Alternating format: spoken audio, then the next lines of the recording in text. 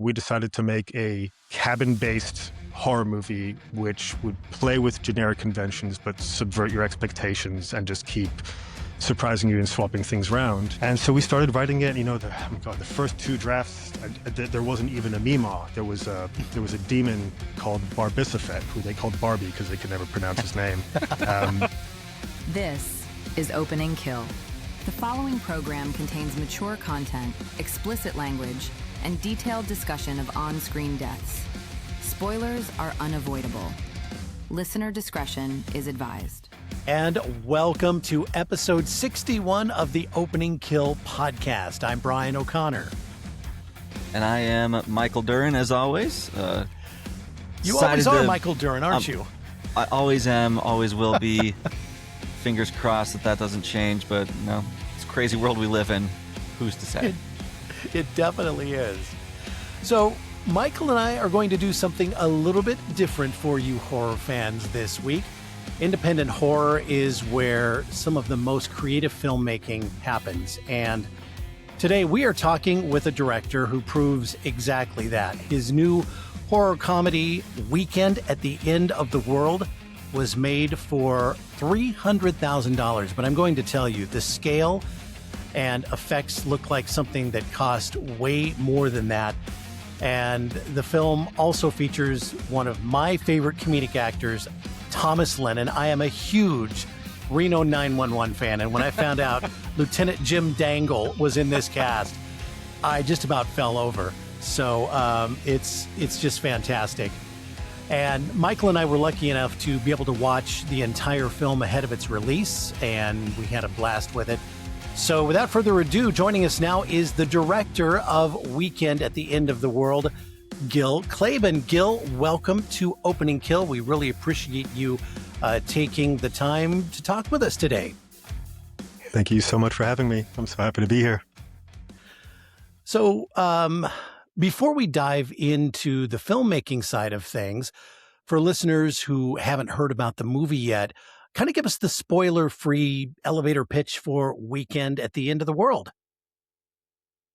So I'm trying to think that abbreviating it is not one of my strong suits, but I think what we've landed on is two idiot lifelong best friends who couldn't hold down a job or a relationship find themselves with an opportunity to flip one of their deceased grandmother's cabin in the hopes of becoming rich, and the only thing that stands in their way is the end of the world. Indeed, is that too cryptic? No, that's good. I could say that's something perfect about the movie outside of the characters. That's perfect. That kind of just whets your appetite a little bit. Speaking of the characters, though, so when you first start developing a film, specifically this one, what comes first? Was it the concept, or did you kind of come up with these fun characters and then build around them? So I feel like to me, at least, there's no uniform sort of conception of an idea. This specific project was born out of the fact that Clay Elliott, who's co-writer and he plays Carl, we had made some short films together. They're very sketch based, and I've been calling him my secret weapon for years. I've been very fortunate to work with some A-list Hollywood talent who are incredible actors, and I work with Clay, and I'm like, oh, that's the same skill set. That's the same human explosion that you can capture, that has enough control that you can capture them on screen. And we were doing all these shorts, and we were approaching 40 at the time, and I think Clay was about ready to throw in the towel. And I said, yeah, I just released my first film, and I was sort of frustrated with the process of waiting the years it takes to make another movie. And I'm a camera and VFX nerd, and I have all the gear, and I have the willingness to shave years off my life making movies. So I said, we should lean into what we can do, which is a story based around you, and lean into the things that we do really well together, which is comedies with heart, and also the fact that I'm a sucker for cool visuals. And so we decided to write a feature that we could theoretically pull off for no money, just using what we had available to us. And Spencer, who we were co-writing with as well, around the time we had just shot this sketch, and their improv together was so that sort of obligatory lifelong best friend. They had this dry, predatory but loving rapport, and we wanted to make a movie that would be controllable and small and could be a great platform to really capture some insane improv. And Clay's family, he's from California, and they have a cabin up in Pinecrest, which is about 6 hours north. So he was like, all right, look, we have this cabin. We have myself and Spencer at the time. We hoped he was going to be in it. He ended up moving up to Iowa. Um, so we wanted to write a story that we could shoot in very limited locations, that we could do for free, and then I could lean into visuals and try to make it bigger than what it, had any right to be. And my experience with my first film on the festival circuit really showed me that like the genre film audience is so ravenous and so pure in their love of movies and the experience of watching movies. So I told Clay, I was like, look, I think we need to lean into the genre. Our strengths is like visuals and comedy, but genre is where you can really, people will give you a shot. And rather than just like a straight comedy, which is a little harder. And also it's like, just a straight comedy, it's a little harder to warrant bloating the visuals with, crazy things. Yeah. And my big thing as well is I get terribly bored of movies when I know what's going to happen next or when things feel too familiar. So we decided to make a cabin-based horror movie which would play with generic conventions but subvert your expectations and just keep surprising you and swapping things around. And so we started writing it. The first two drafts, there wasn't even a Mima. There was a demon called Barbicifet, who they called Barbie because they could never pronounce his name. And the product just kept going and going. And soon, the more people we gave it to, the more we started getting this uniform reaction of, don't just rush and shoot this on the weekends. Like you should really give this thing its day in court. And yeah, I mean, that's an incredibly long answer for how this film came to be, but it just had a very, very specific trajectory of, sort of took on a life of its own once we basically just tried to work in the sandbox that was afforded to us. Right. So that's where the original concept then came from. Did it evolve over time? I mean, you said that, obviously things change from the time you start writing it to when, you shoot it. How much of it did change? Quite a bit, would you think? Or? I mean, yeah, we shot draft 16 of the script. Oh, wow. Okay. And, at first, at the very first, it was just like a gateway to something hellish. And, we wrote the allness scenes based on locations around Clay's family cabin. And this is like a tiny little cabin built by his granddad. So there was like a stream. So we based that stream based on a stream he had access to. There was a cave he knew he had access to. So these things evolved in that regard. And then once Mimo came into the picture, and I'm just a firm believer of once you spend enough time in a script, it sort of starts, a friend of mine, co-writer, phrased it very well. It's like it starts breathing on its own. Right. Slowly, these characters, the more time we spent in them, the more humanity and complexity started revealing itself, even in a very silly, frivolous movie like Miles's insecurities and sort of the reasons why he does what he does, the reasons why their friendship is the way it is, the sort of the quick esoteric jokes that exist between them that kind of cement this concept of a life of friendship. These things, they start germinating, and yeah, it's hard. It'd be an interesting thing to see like where these things really took their turn. I think by draft 7-ish, we were in the ballpark of what you see on screen now. And then, the next 9 drafts was refining, truncating, tying things together, really like wrapping up what Mimo's MO is. We had a table read and a friend of mine read Hank, and it was just so outrageously funny that we expanded Hank's role. And then, like when we did the table read with Thomas Lennon, he was reading Hank and he was doing the sort of in between possessed and real life. He was doing it so weird and guttural. And I remember he said to us, he's like, look, I think it would be more fun if I was really stuck in not being able to speak full sentences. And I was like, well, you're Thomas Lennon, so if you want to do it, Yeah. right on, man. Like, Yeah. he certainly wasn't there for the money. So he wanted to have more fun, and sure enough, it was great. I mean, he cut probably 60% of the lines he had in the movie as a result. But it led to a much funnier, more memorable character, and it was just great. It's everybody who works in film has worked on plenty of jobs that are not fun, but Yeah. this was a real family show and a really, really good time. And yeah, I'm all over the place, obviously, because I'm sleep deprived and I have a baby, and I've been making all the social media assets for this movie. But yeah, did that answer your Dude, question? That time will tell. Yeah, it did. and dude, like I feel you. I've got 2 kids of my own. Youngest is 1, and my oldest has just turned 3, and both of them are on a sleep, like, don't want to do it. Nighttime has been hell, so hang in there. It And it's illegal to doesn't get put them better. outside, you know? Yes, I it know is. you can't even build a doghouse. It's ridiculous. Yeah. And I've got all this gaffer tape from shoots, and I can't gaffer tape a child to anything. What is the point? So many rules. It's just bullshit, man.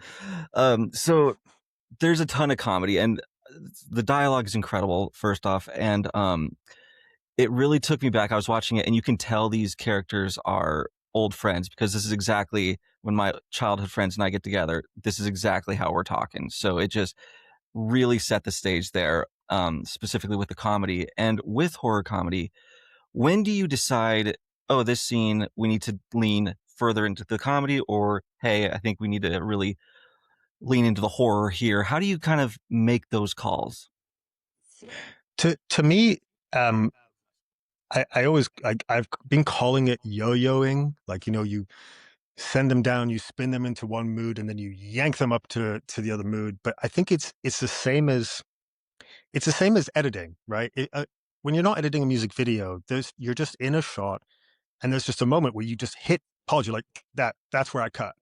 And to me, it is very much an organic feel, and it's iterative, right? Like, you read it a bunch of times and you're like, okay, wow, we've really been just masturbating the comedy here for an unreasonable amount of time.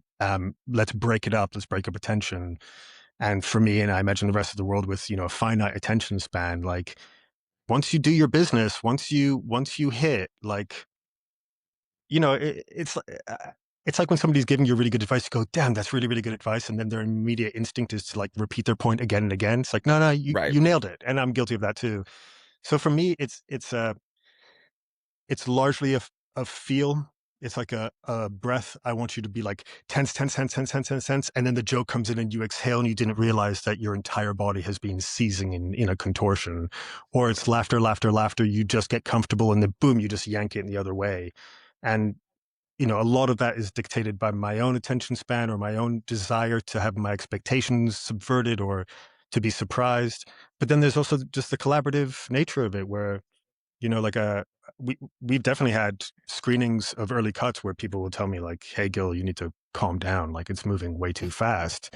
Or you may think these jokes aren't funny because you've seen every pixel that make them up. But to somebody who's just stepping into this movie, like, that's actually very funny. Let that joke breathe. Right. Which I'm usually quite reluctant to do. But yeah, I think it's an organic thing, and I'm sure sometimes we failed, but I do feel generally, I've gotten over the years pretty good, and with Lana Wolverton, my editor, we've gotten pretty good at spinning out that yo-yo and yanking it up, both in horror and in comedy. And the two really work well to highlight one another. Their contrast and juxtaposition are so useful because, like, shock and fear is the antithesis to laughter and, like, letting loose. Yep. And so if the funny is really funny, the scary, even if it in isolation in a vacuum isn't that scary, but when placed right next to that funny is like sends your stomach into your lungs. It's just full body seizure. So Yep. there's just a lot of fun at play. Mm-hmm. We are visiting with the producer, writer, and director of Weekend at the End of the World, Gille Klabin. The movie comes out next month in April. Were there any films that influenced the tone or the style of this movie? We had a lot of conversations about tone and style because a huge thing to me is stakes. Mm-hmm. And we knew it was going to be silly. we comedy was certainly the North Star on this. And that's what led to, like, we did multiple passes where it was just like horror, like where do we put in scares and are they informed by the story? And inevitably certain films came up that really in our minds like married the two together quite beautifully and kept emotional stakes even when they took suspended disbelief departures from logical reality. And I think for me personally, having grown up in England, um, the biggest one was Shaun of the Dead, um, which is such a stylish, you know, men in a state of arrested development, having this growing moment buddy movie set in a genuine zombie apocalypse that never felt trite. The stakes never felt small or dismissible, and so that one for me tonally was amazing. Tucker and Dale versus Evil was good, because that was a very silly movie, but also like the kills were severe, the gore was extreme, the fear was there. And another one which I think is probably tonally more of a departure, probably largely because of budget, but like Cabin in the Woods. I just remember the first time I saw the title card that comes on with that scream when they're just having, Bradley Whitford is just having this pedestrian conversation in the hallway and something like, Cabin in the Woods. I was like, fucking hell, that's so bold and stylish. And I felt like I was in the hands of a good filmmaker. I was being taken on a ride in a competent and like just dripping in style fashion. So those were the three big ones for us. You mentioned style, and I just want to say there's so much style in this movie, like specifically with like the color palette when shit's kind of like hitting the fan. I was eating that up. I was loving it. Oh, thanks, man. And speaking of when shit's hitting the fan, it looks really fucking impressive for the budget that you had. How did you manage to kind of like stretch your means to make some of these shots happen? Because it's incredible. Effects are expensive if you're paying somebody, but I did them all for free. Right. So but it's my name on the box at the end of the day. So like, and also I love it. Like, of course I love it. That's why I got into doing this. But I mean, look, I didn't go to school for visual effects, and for better or for worse, and oftentimes for worse. But I've been doing nothing but making films, music videos, documentaries, commercials for 23, 24 years. And you build up a skill set over the years. And then every job you do teaches you a little bit and you apply it to the situation. So I definitely had a lot of plans going into it of how I was going to pull things off. And then there was also a lot of discovery that happened once we shot. So like, when they're in the allness, when they're in this other dimension, I wanted there to be this kind of like breathing, moving texture to everything in the world. And what that essentially boiled down to is I had to roto them out, right? I had to cut the characters out, including their messy hair and blood and mud, against trees. And we shot in September, October, so stuff was pretty dry in California, so it's a lot of skin tone. So that was an absolute nightmare. But then once I've got them there, now I've got a background that I can manipulate, sort of as I see fit, without straining too hard. And like, I'm a sucker for big kinetic camera moves, but there was a lot of shots in this movie that are pretty static and controlled just because I knew that there was nobody coming to save the day. It was going to be me. So instead of having some big, glorious camera move, I instead had to rely on really great acting, really great dialogue, great lighting, and a relatively stationary camera so that I stood a chance in being able to isolate elements and add surrealism and extreme stuff to most of it. But like the lion's share of the allness look is a plugin that comes with After Effects. It's called Vector Blur. And all I did is I would isolate all the elements. So I'd cut the guys out and I'm just applying it to the background now. And I would set keyframes on the wheel and I would go from like, I believe it was like from -12 to +18. And I would Bezier. So I would just be like going, and it would slow as it gets to one end and then slow as it gets to the other end. And I would ride that out relative to how fast the shot was. So if we were living in that shot for a while, like, when they're walking up the hill with the tub of blood and singing harmonies and he sees that he's on his phone, that's a long, sustained, wide shot. So Yeah. on that Right. one, I could really afford to just let those trees dance and breathe. And honestly, if you Oh. look at the edges of stuff, there's a lot of fuckery. But because, because you're in this weird world that is meant to be a realm between realities, that was a decision made on the front end because I knew it was just going to be me. So I was like, how how do I phrase this world where it can feel otherworldly, not feel too cheap, but you buy a lot of forgiveness for the Mhm. fact that it is just going to be one masochist at his computer just melting his graphics card. Right. Well, and so when I watched this, I didn't do any preparation. I didn't go on IMDb. I didn't know what the budget was. I didn't know. I just wanted Perfect. to be open and watch it. And so when I did finally, after I watched it and loved it, I went back to get, all the stats to see how much money was spent on it.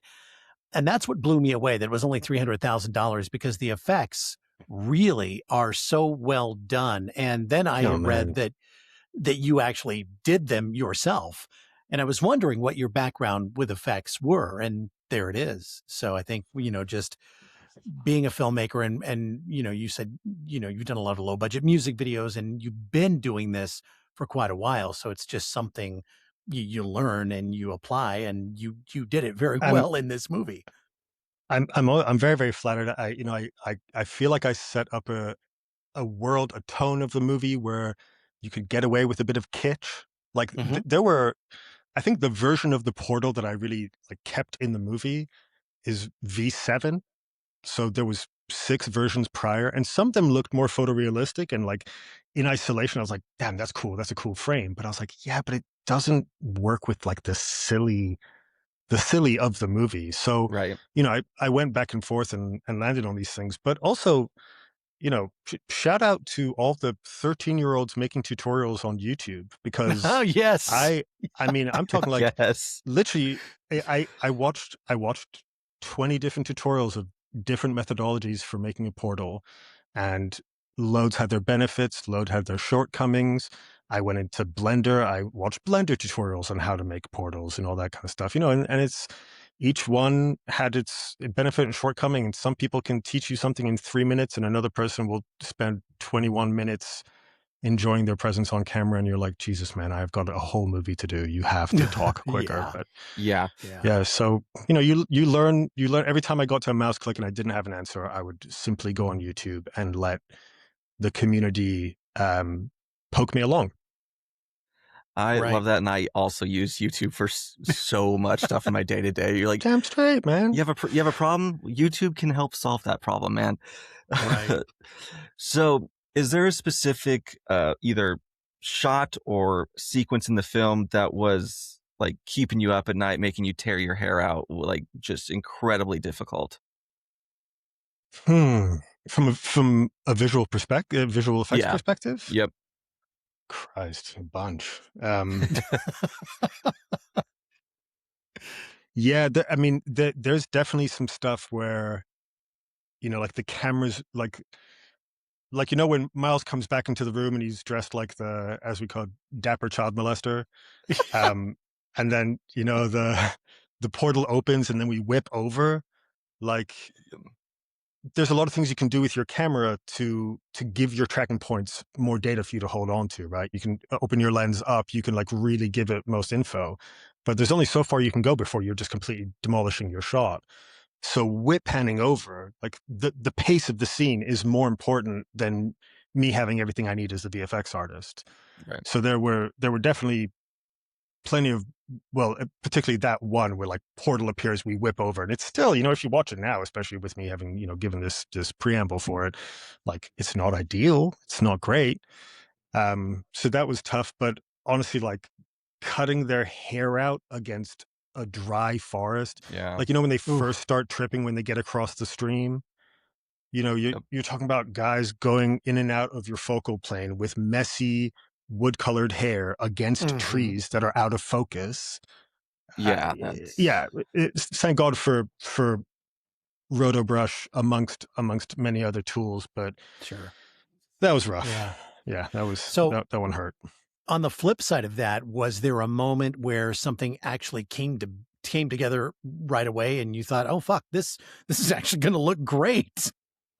Yeah, I mean, yeah, very very much so. So I don't know if you're familiar with this, but there's a lot of photogrammetry apps you can get on your phone, Mhm. right? So like Polycam, for example, is a big favorite of mine. But like you can scan around an object and it'll create a 3D object that you can then put into 3D software.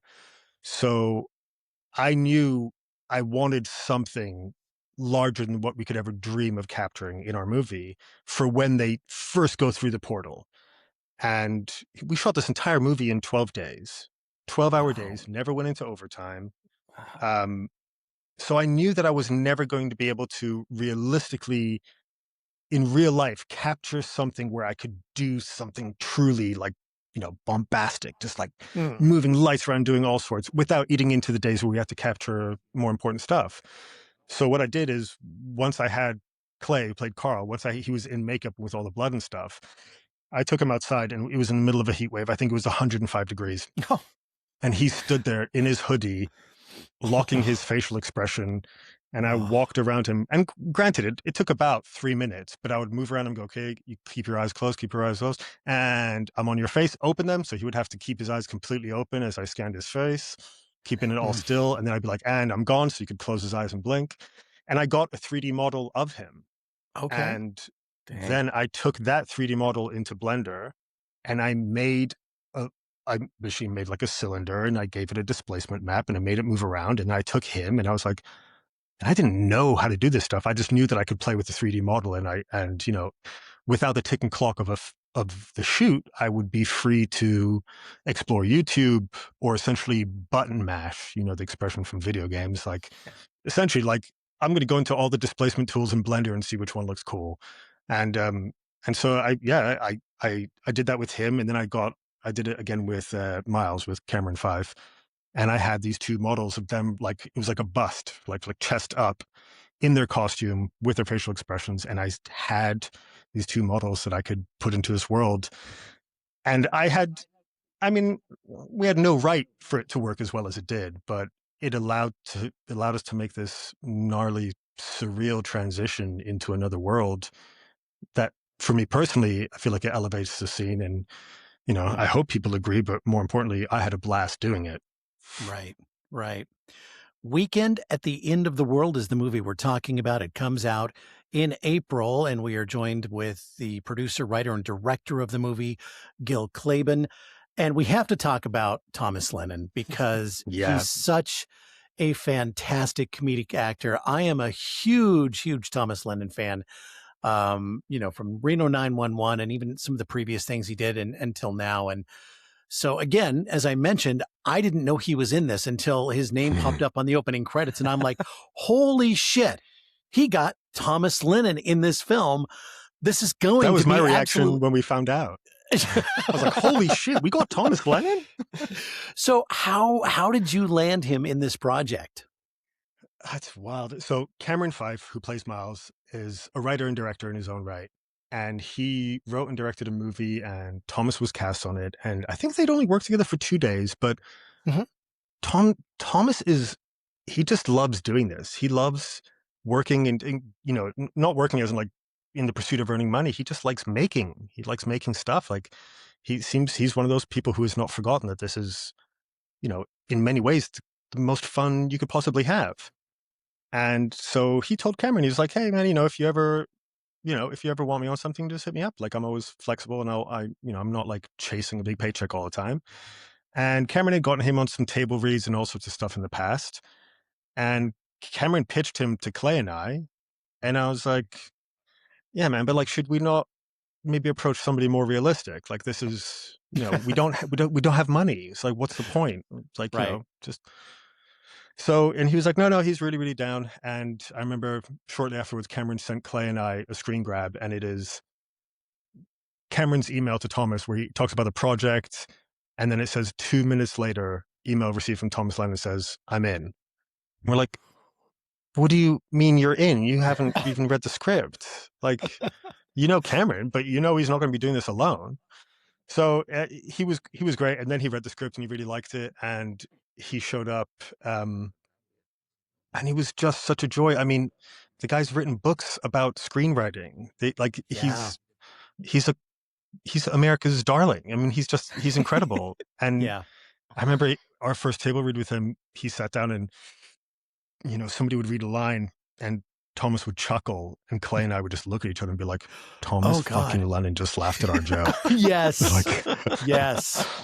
And then he gave suggestions, and the suggestions were dynamite. And then on set, he would do things. He would just come up with stuff. And of course, it was amazing. And then we sent him early cuts, and his editing ideas were amazing.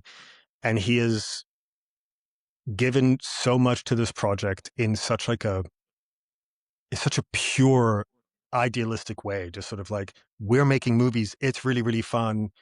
If you guys are all striving to make this as good as possible and there's no egos in the way, then I'm down. And it's a lot of these suggestions, like, nobody will know when they're watching the movie. They won't know that, like, oh, that only worked because Thomas Lennon suggested it.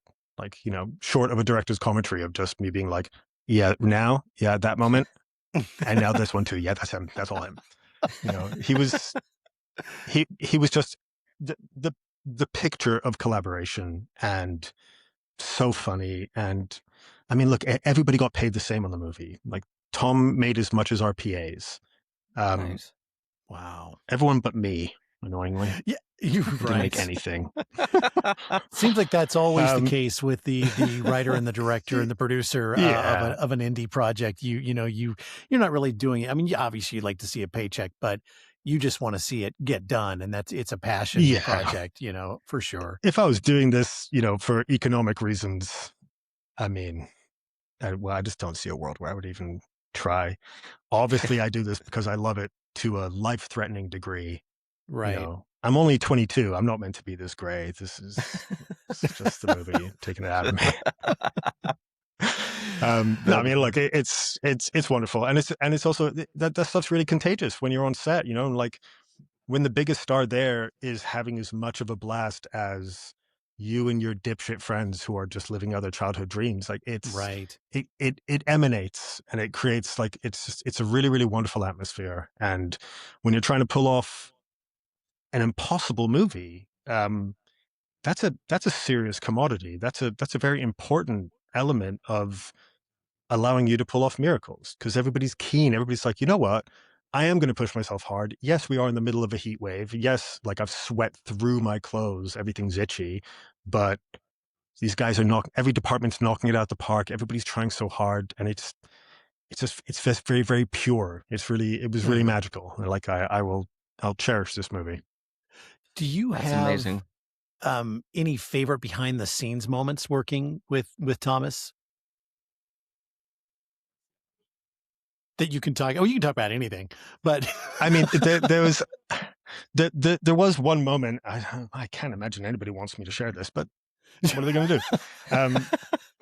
There was one moment. I remember I was running back to our production trailer, and Thomas was there, and he was walking his adorable dog, and he came up to me and he's like, "Hey, girls," like, "Hey, Tom, how you doing?" And he just came up and he said, "I just want you to know, I am having so much fun. This has been one of my favorite projects in a long time, and these are the kind of projects I love doing." And I had to do everything in my power to not just, like, cry and hug him, which I'm sure he would have let me, because he's a sweetheart. Yeah. And I was just it was so gratifying, because I was really, that's really important to me. I've worked on so many films in other departments, and I've worked for so many other filmmakers who had 10 times the budget I've ever had, and who are just making shit and treating people like shit.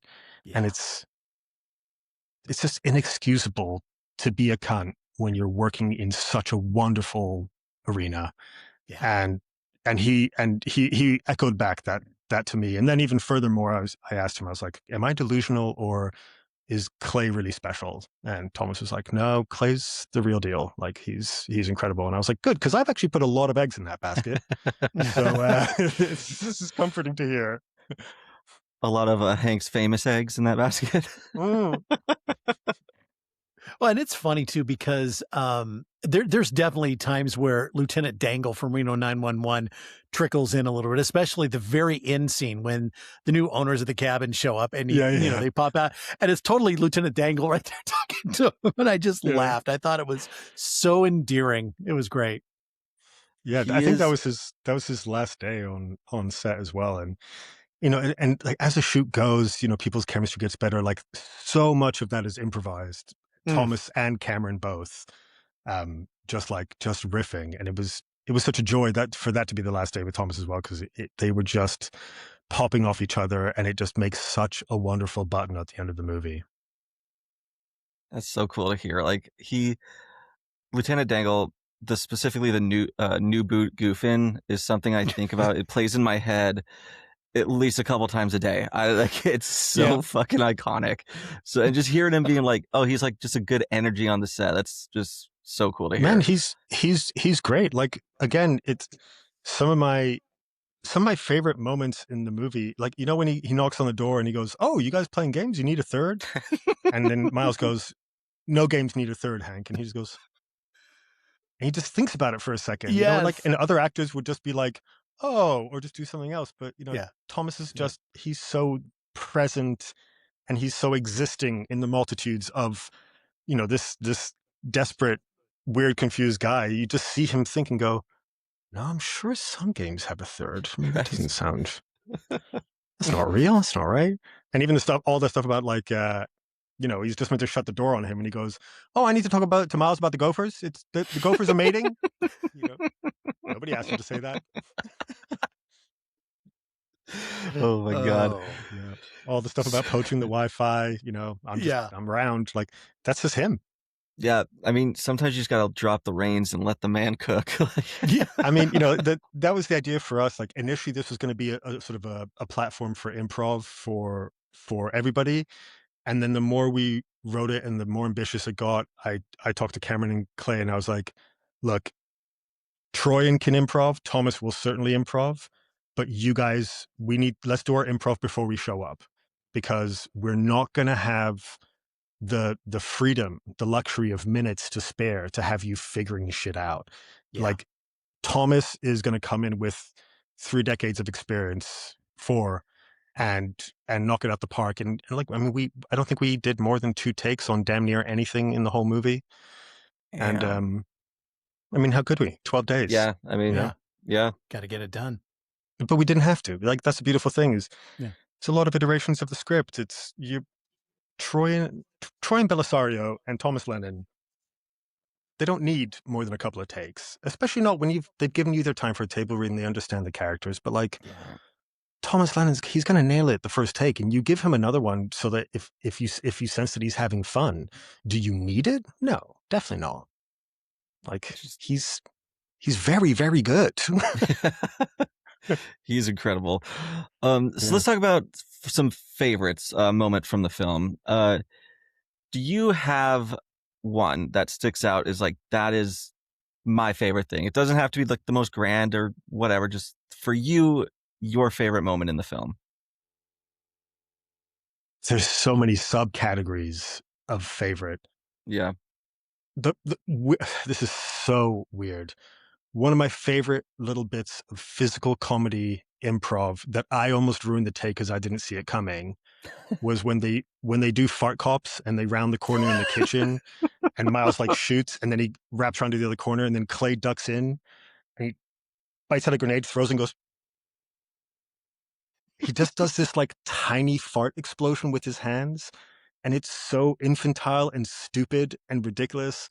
And I just didn't see it coming. And I've been writing the fucking thing with him for like 2.5 years at this point. I was like, how is this clown still surprising me? But that little piece of physical brilliance.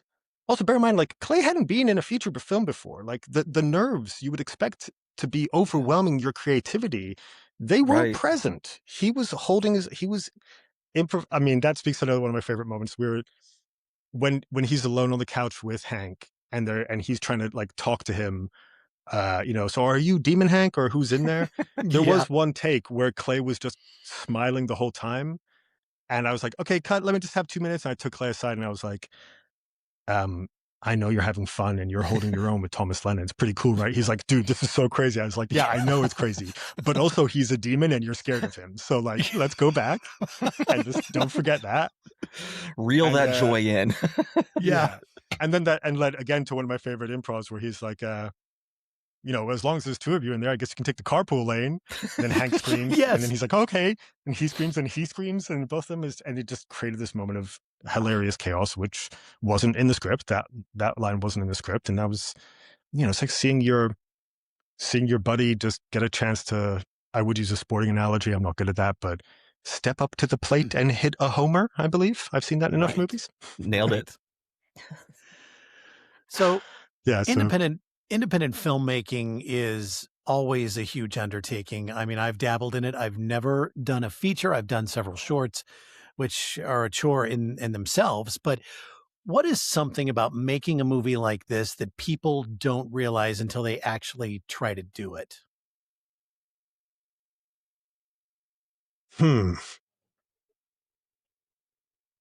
I, I mean, I'll just answer just immediately what popped up into my head is, I think, timeline.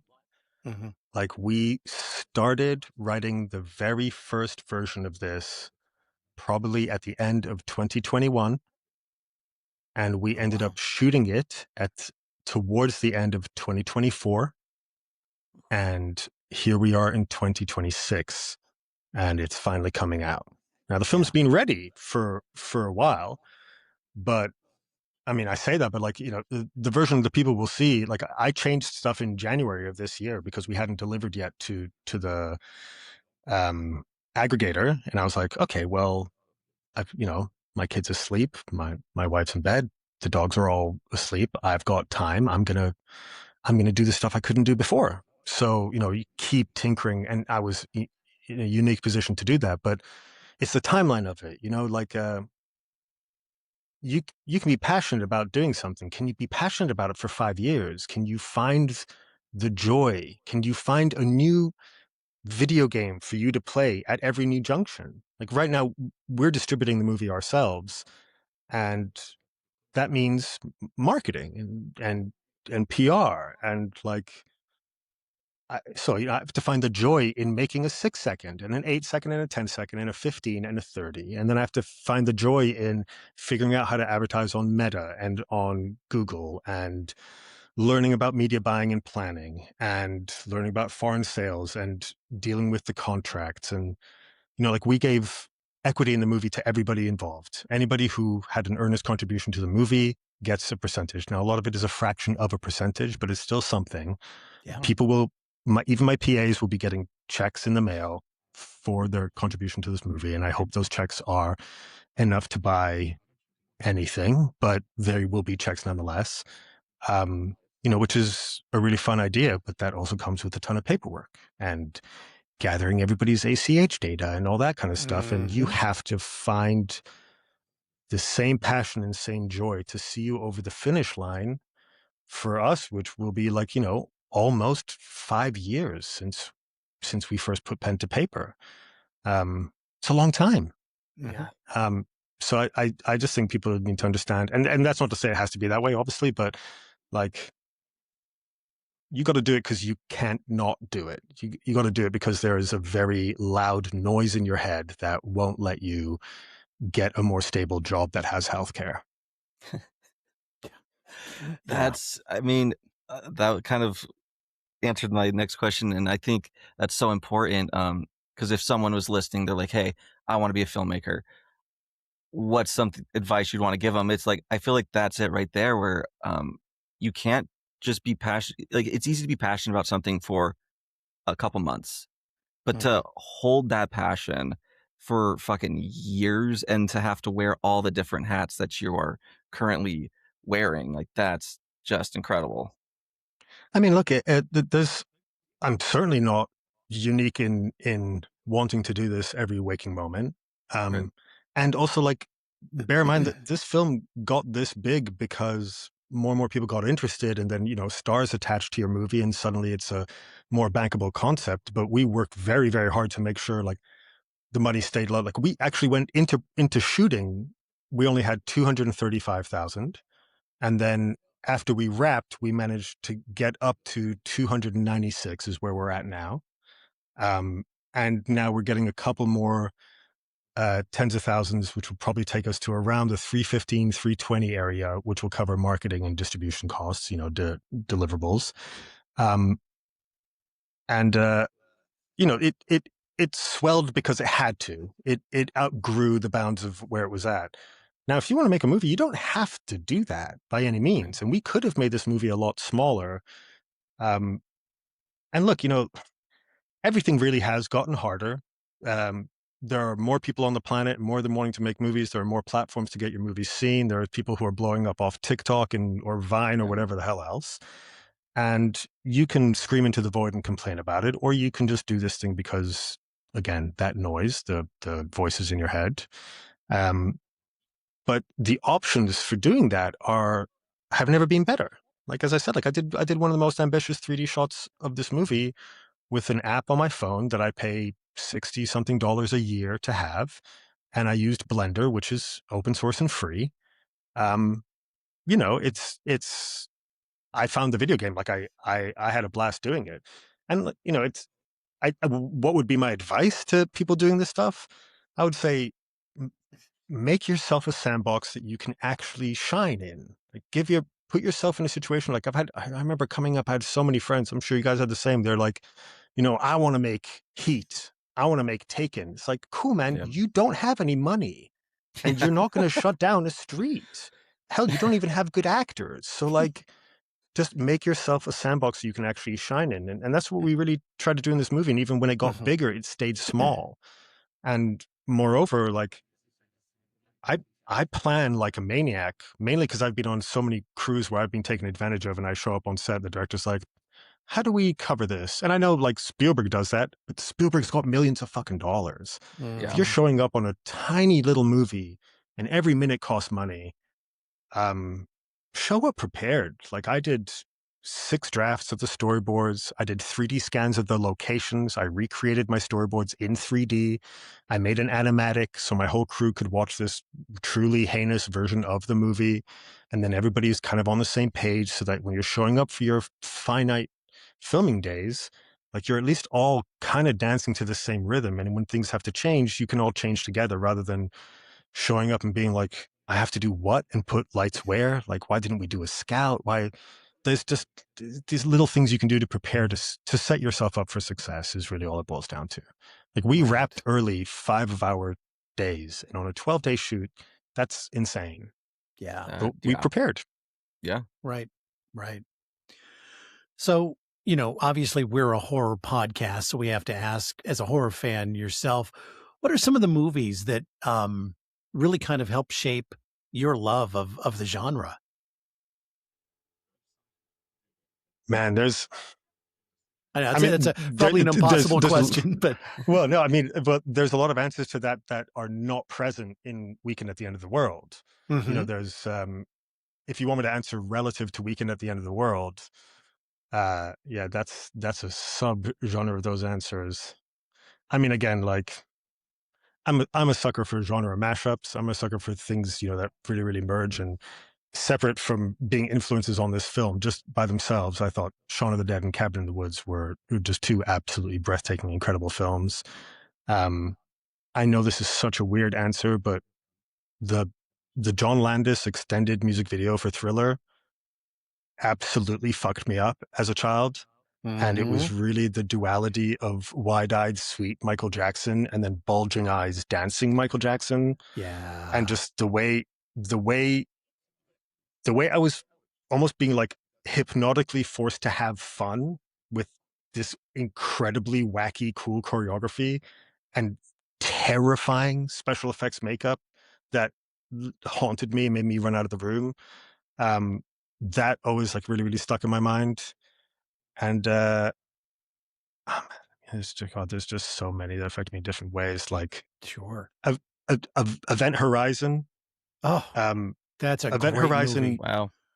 It affected me so profoundly because it was sci-fi horror in a way that, for me personally, I'm fascinated by the prospect of what's beyond our capacity to understand a reality, a realm, a dimension. So like, I guess you do see that a bit in Weekend in the sense that like, the allness isn't parallel dimensions where there's a Carl who has a mustache. The allness is Right. meant to be like the ligaments, the sinew between realities themselves, almost like this primordial ooze. And that like infinite threat and also like wild curiosity that I also felt in Event Horizon. Like when they talk about the realm they went to of this impossible suffering, I was like, I don't ever want to go there, but I really want to know what the fuck is happening there. That is crazy. That is so outside of the human experience that it piqued my fascination. Right. Right. So on our show, we have a little segment at the end where we look at the movie and like, how screwed are we? Would we be able to survive? I want you to look at your movie, your apocalyptic situation you have created. You get plopped right there in the middle. You fucked? Are you gonna make it through? How you doing? I mean, it's a very, very silly movie and it hinges on, the manipulation of somebody not self-actualizing in the face of like basically not growing up. And I am certainly guilty of having lifelong obligatory friends who, our mutual friends have since been like, no, dude, I don't speak to him anymore. He won't grow up. And I'm like, yeah, but that's funny. That's his appeal. Um, I don't, I'm not easily conned. Would I survive in the allness itself? Who's to say? Right. I certainly would fare better than our heroes because my attention span can be measured in more than seconds. Um, but who knows, man? Anything can happen in the allness. Yeah. You don't want, you look the wrong way and Quiddle gets scared and gets up inside you and gets curtains.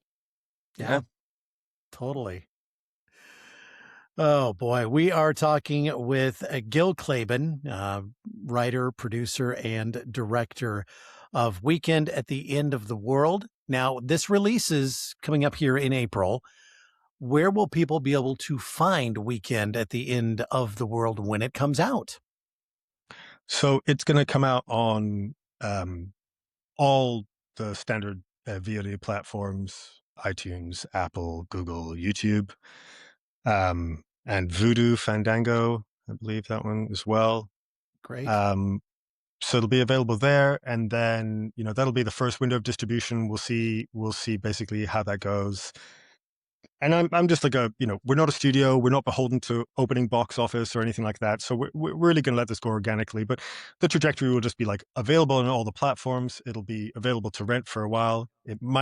We might negotiate a streaming deal for SVOD to be the first place you'll be able to watch it for free, and then after that it'll go to AVOD. So it'll be on Tubi and Zumo and Voodoo when it extends into AVOD, and I think Amazon does an AVOD thing as well. And then we'll see, and like if our marketing works and people find it and there's demand, and we're going to have all the data, which is the beautiful part of it. So if I see that people in Portland are crazy about the movie, we can put up a poll on our Instagram and say, hey, would like to come and see it in the theater with its full 5.1 mix and 4K DCP? And they say yes, then we'll rent out a theater and we'll take the show on the road. Nice. Well, and Nice. if you do that in Portland, Michael and I will definitely make a road trip. It's just up the freeway from us, and we'd love to see this on the big screen. Absolutely. Yeah. Man, it's it's a treat, like I'm just so proud of everybody. And Aaron Grasso, who has been my cinematographer for 15 years, it's rare when your longtime collaborator can surprise you, but sometimes he would light something up and I'd just be like, damn, like, how in the fuck did you do that? That is unreasonably beautiful for our circumstances. So I guess finally, what do you hope horror fans take away from your movie when it comes out and they're able to see it? I mean, look, this movie was made with the simple intention of being something that you like watch on a Sunday with your friends, that you want to have a fun time and you don't want to see everything coming. And I really, in my loftiest of ambitions, I would love people to just, finish that movie and say, well, shit, that was fun. And also, I didn't see that coming. Like, I hope the weird shit we put in there catches you off guard. I hope the fear works. I hope the turns that the characters take aren't too predictable. And I hope you have a blast. And, next time you're interacting with a boiled egg or a fireball whiskey or gummy bears or a raccoon pelt hat, like these just little things pop into your mind. My dream of dreams is to be walking the street once during Halloween and see somebody dressed as one of our characters. That would be incredible. Hell yeah. Right. Well, Gil, this was just an absolute blast. Again, the movie is called Weekend at the End of the World. Comes out next month, and Michael and I just had such a blast watching the movie and then getting to talk to you about it to get the inside scoop on this. And I can't speak for Michael, but I'm going to. I think after the film comes out, we would love to have you come back and bring whoever you want with you back to Opening Kill, where we can actually break the movie down like we do with all of the other movies we feature each week. I think that would be a lot of fun. So I'll throw that invite out to you. Count on it, guys. I've had such a lovely time. It's, there's nothing more rewarding than having people watch the movie you slave over making. And it's so great to speak to you guys who are such like a passionate, attentive audience. And you love movies as much as I love movies. I would argue potentially more. Like, and my memory of movies when I watch them, I'm like, I'll watch a movie and be like, that was fun, and I'll forget exactly what I just went through, which is not the best skill set to have. But no, this has just been such a pleasure, and it's incredibly rewarding. I don't make these movies in a vacuum to watch by myself. I make it to share with people, and in the hopes that they had half as much nice things to say as y'all have said, and it really means a lot to me. Yeah, well, thank you, and congratulations on the film. You should be proud. It's really fun. Thank you, man. Yeah. I'm proud of our little movie, and I'm very proud of everybody involved, and I'm desperately excited to share it with the world. Hell yeah. Gille Klabin, writer, producer, director of Weekend at the End of the World. Opening Kill is produced by Mystic Cloud Productions and hosted by Brian O'Connor and Michael Duran. New episodes drop every Thursday wherever you listen to your favorite podcasts. And don't forget, you can watch the video versions on YouTube. See you next time, if you survive the opening kill.